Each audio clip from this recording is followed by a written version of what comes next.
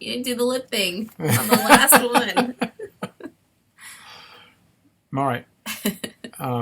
So we've got new vocabulary words. We just talked about osteosta, which means a town, but I also think it means center of the city.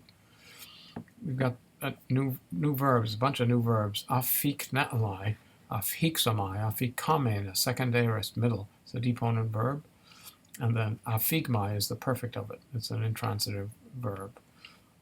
So it means to arrive or to reach a place, to come to a place. So it takes prepositions for the place that you arrive at. Very common word in Greek prose. The next verb is de, the verb to be necessary. It is necessary, an impersonal verb, and it tells you that it also means there is need as well as it is necessary.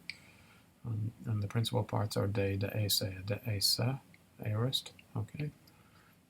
We've got the word for healer translates the word iatros, iatrua, a second declension masculine noun, as doctor, which is an exaggeration.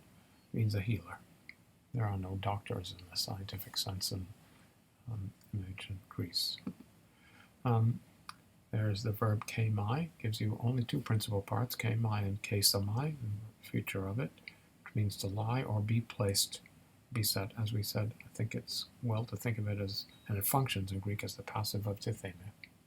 All right?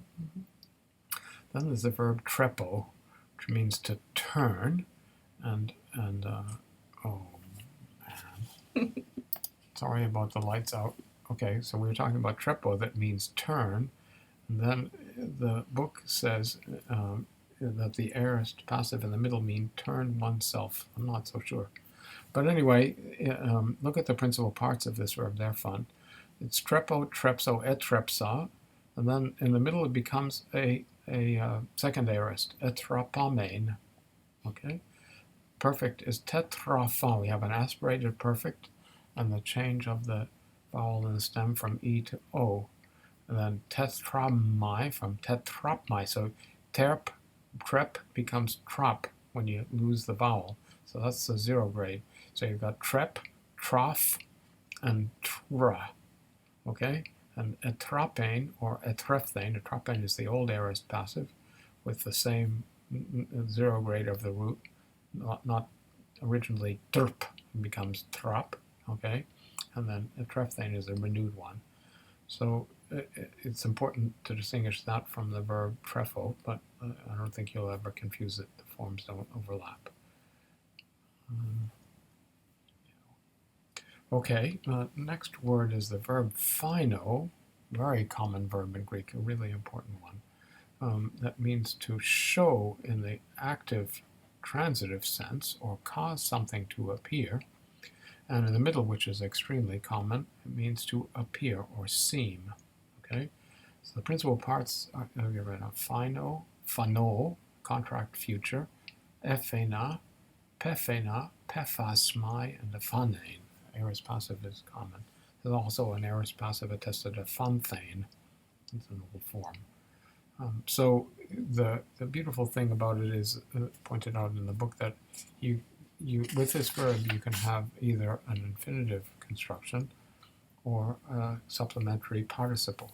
So the example it gives is phinatai kakos enai is on page 572, and phinatai kakos on. You want to write them down? Sure.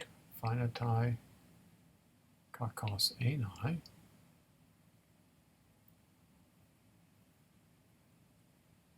We can take a close look at these. And phinatai kakos on. So in the first example, phinatai kakos enai, you've got phinatai, the middle form, with an infinitive, complementary infinitive. And that means he appears to be evil. Okay? Expressing skepticism. Okay? And in the other one, phinatai kakos on, means he is apparent being evil. In other words, it is apparent that he is evil. Okay? If you wish, the differences in meaning of the two constructions are one the verb to be is existential, and the other it's copulative. Okay. Copulative. Yes. So as a that the verb to be X that is an elephant. That's the copulative use. That an elephant exists. That's the existential. Okay. Yeah. You called me on it. Good. Okay. I think that's it, right? I think that's it. Yep. Bye-bye.